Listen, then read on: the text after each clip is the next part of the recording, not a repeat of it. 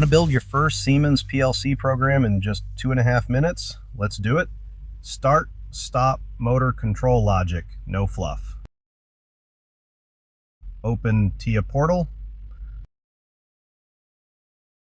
Click Create New Project.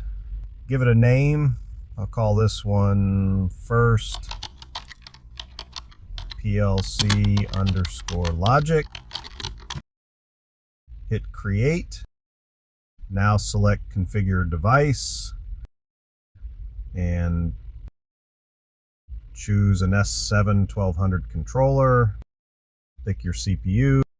I'm using a 1212C AC/DC relay. Select your firmware version,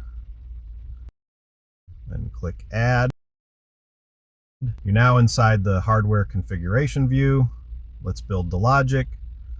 In the project tree, go to Program Blocks and open OB1. We'll use ladder logic or LAD. Drag a normally open contact. Name it Start. Then a normally closed contact. Call it Stop.